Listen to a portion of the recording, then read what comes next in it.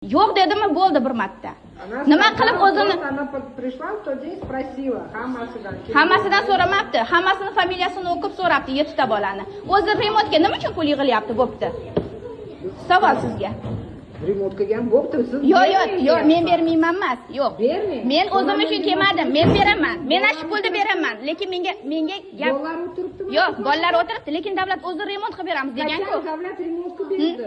Shuni menga gapiring. Qachon davlat bizga remont? Qonunda shunaqa bor, sizlar ham remont qilmanglar bo'lmasam. Xonaga yana kiramizmi? Yo'q. Bo'lmasam sizlar ham remont qilmanglar. Davlat o'zini so'zida tursin, aytinglar qilib bersin. Bizga hali hech narsa qilib bermadilar. Kuchsizlar qilib beradi-da. Men to'g'risini aytaymi? Men sizlarga ishonmayman. Men bu pullar remontga ketishiga ham ishonmayman, shuning uchun bermayman. Bo'ldi, men sizga beraman, siz menga kerak emas, meni pulim bor. Yo'q, men hech kimga remont qilmayman. Bu narsani yig'ilishi noqonuniy. Kalitni beraman. Ustoz, bu narsani yig'ilishi noqonuniy. Hamkor bo'lganlar mayli xohlaganlar beraversin. Men berayotganlarga aralashmayapman. Men berishni istamasam menga ham aralashmasin. Asha ota-ona meni gruppadan chiqartirib yubordi, ruchkamni olib qo'ydi. Men u yerda o'tirishga haqqim bor. Men hech qanaqa birodar lичный granitsasidan o'tmadim. Men shunchaki bolamni отдельно turgizib travma qilib aytma dedim. O'sha ota-ona hozir shu yerga kelsin.